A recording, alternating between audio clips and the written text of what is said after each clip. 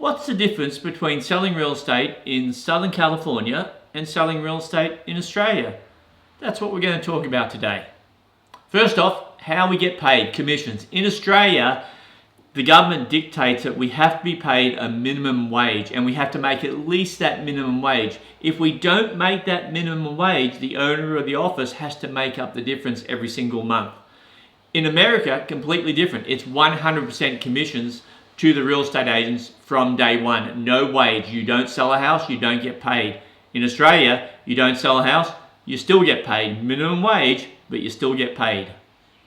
So who's the winner, America or Australia, when it comes to paying commissions and how you as an agent get paid? Well, I'm going to call it a draw. If I'd started selling real estate in Australia, I would have been fired after 3 or 4 months because I wasn't selling anything. Whereas in America, I had the opportunity, if you want to call it that, to fail for a fairly long period of time. In fact, almost a year before I got into my stride. So I'm going to call that a draw. Each system has its own merits in different regards. In Australia, if you're not succeeding pretty quickly, you're out. Whereas in America, you have time to fail. So you call that one. So how much do we get paid? This one's interesting also. In America, we'll go with America first, typical commission is about 6% of the sales price. In Australia, typical commission is about 2.5% of the sales price. So clearly, America wins that round. So let's look at that. The amount of commission varies greatly. So in America, it's a cooperative system. That means the real estate agents all cooperate with each other. So if you list a property, every other agent in that area pretty much will help you find a buyer for that property, and the commission can be split 2 ways. So each agent would get approximately 3%. In Australia, it is an uncooperative system, meaning the person who lists the property also has to find the buyer. So if I was going to pick a winner there, the American system easily, because in Australia, think about it, you not only have to list the property, you then have to actually find the buyer, and you get paid less than half of the commission. So America is the easy winner there. But don't jump too quick to conclusions, because there are some other little catches further on down the line which soften that a little bit. And that's also the reason when in Australia watch the American real estate TV shows and the agents seem to market a lot to the other agents, not necessarily to the general public. The reason for that is the cooperative real estate system there.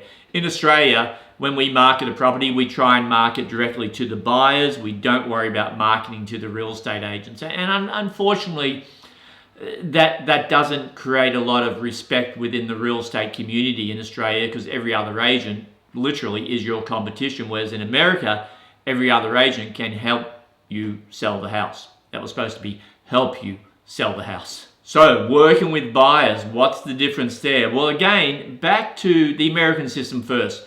Working with buyers typically is similar to taking a listing, in that working with a buyer has the same value that taking a listing has, in that you may get half the commission, that 3%. So in America, the system would be you sit down with a buyer, you go through all the criteria on what they're looking for, then you as an agent go out, research all the property, find the best 3 or 5 properties for that client, set up another appointment, and then show that client.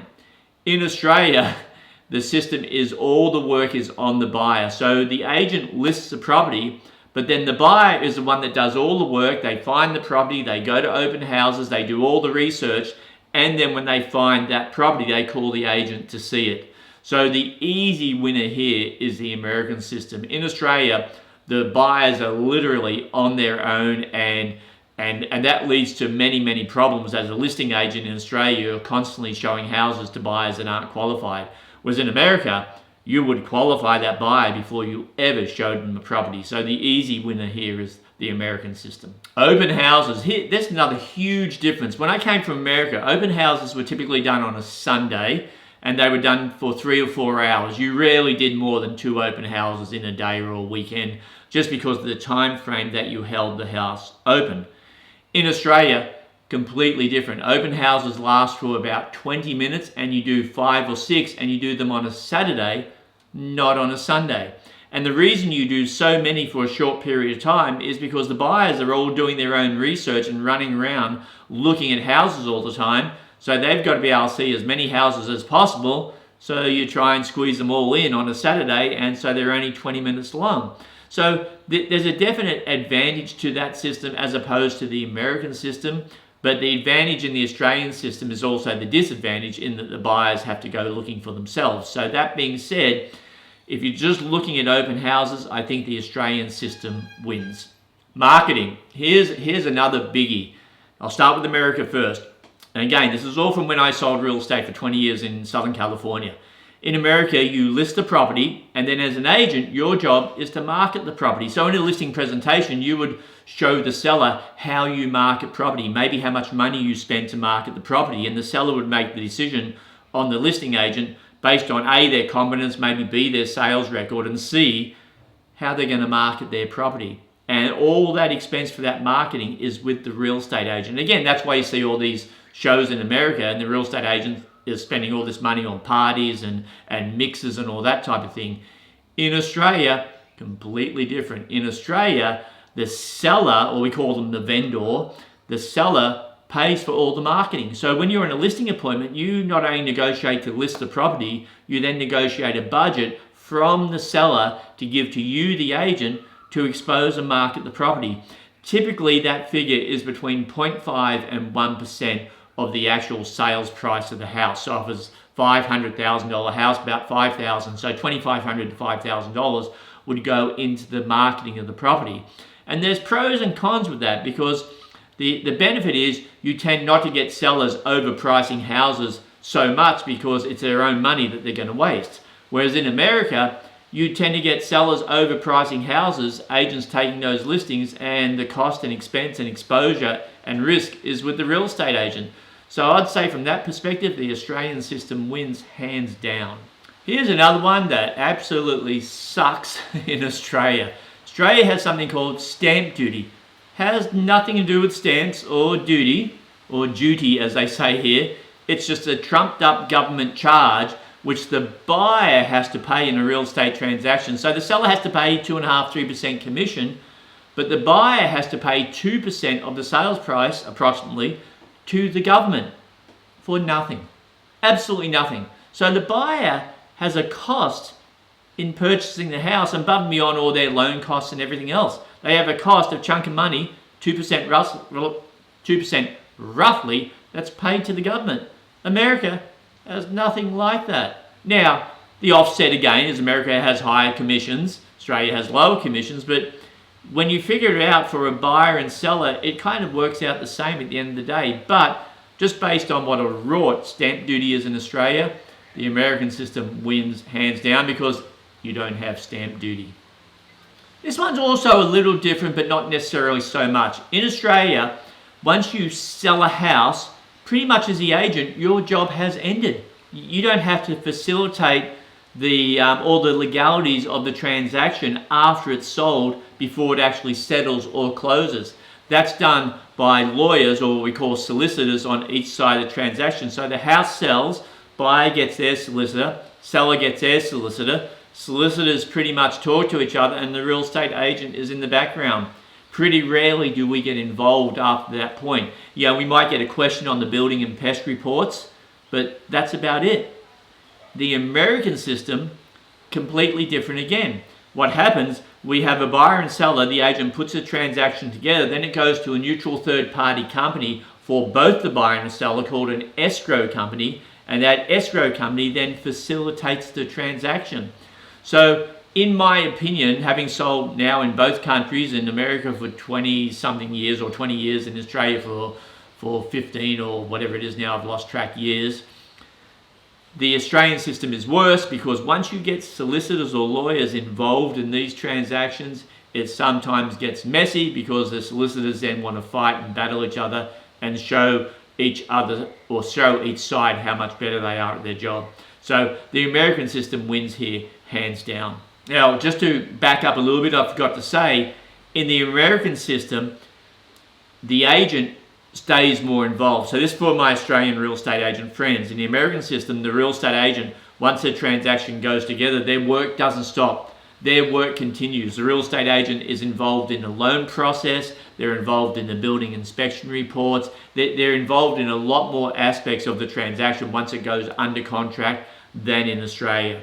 So again, I'm going to call this one a draw, because the American system is better because there's less people involved, meaning less lawyers and solicitors involved, than the Australian system, but the agent does a lot more work. So they earn their 6% because they do more work. This one's interesting, and in Australia it kind of varies from state to state, but in Queensland there's virtually no disclosure laws. So in Queensland, when a buyer purchases a house, and remember, they have no representation in the transaction because the listing agent works for the seller. So it is buyer beware when you buy a house in Australia. They might be building an airport next door. Nobody has to tell you that. There may be a freeway going in down here in 3 years. No one has to tell you this. The roof, the foundation, everything may be shot. No one has to tell you. Absolutely buyer beware in the Australian system. In the American system, completely different. American system, there's lots and lots of disclosure laws in America, including but not limited to lead paint disclosure, mold disclosure, an actual disclosure statement on anything the agent knows is wrong with the house. And as an agent, you have a fiduciary obligation to actually investigate to find out if anything is wrong with the house, and if there is, you have to disclose that to the buyer. So the buyer is protected to a much higher degree in the United or the American system. And also the way it works typically is there's a listing agent represented by or representing the seller and a buyer's agent representing the buyer. And those two are not mixed. Whereas in Australia, listing agent represents the seller, buyer is on their own. So the American system here for the buyer wins hands down. For the seller, the Australian system wins hands down. Now, I'm a little bit conflicted on that because I would have a hard time knowing something's wrong with the house and selling it to a buyer, and that buyer coming back to me and reselling a house in 3 years' time as a past client. And then I go, well, gee, the foundation's shot. Did you know? And they go, no, we didn't. And I'm, well, I didn't tell you 3 years ago. So I'm a little bit conflicted in that regard. I think disclosure to the buyer is a much better system, and that's the American system, the winner. This one's interesting. This is more how the offices run, the difference between an office environment in America and the office environment in Australia. In America, pretty much the offices are just sales. In Australia, nearly every single real estate office also is a management office in that they manage real estate. They manage the rentals or the leases. So my office, the one I own, we have about 400 properties that we also manage. Whereas in America, they tend not to do that. The management companies tend to be separate from the real estate sales companies. This is one of the probably the single greatest thing in the Australian system. Australian system wins here hands down because those managements that we control, that we manage, they also filter up into the sales pool. About 10% of those properties every year, so for me about 40 properties every year, go up for sale, and I probably get about 30 of those properties. Some I don't get because they might go to another agent, which is okay, but I have a built-in supply of people wanting to sell every single year. So then I do my prospecting outside of my own, what they call a rent roll, to find other sellers to add to my volume for the year. The other huge advantage in that is that rent roll is an asset within the company, and that rent roll becomes a very large asset that as a real estate owner, as an owner of a company, I can then sell that rent roll to another company. So when I get out of the business, I can take those 400 managements, sell them, which is worth a substantial amount of money, and then just move on. Whereas if you're normally selling a real estate office, you're selling the agents that you have in the office, but all those agents can leave the next day.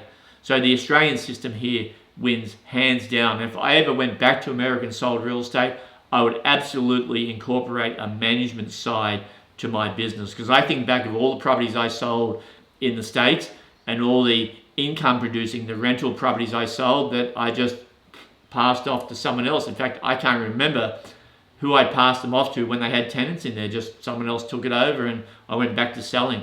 Australian system wins hands down. So that's about all I can think of for today. I'm sure there's lots and lots more, and maybe I'll do another one later on this. But if I had to look at the winner on that, I'd say the American system probably just wins by a little bit over the Australian system.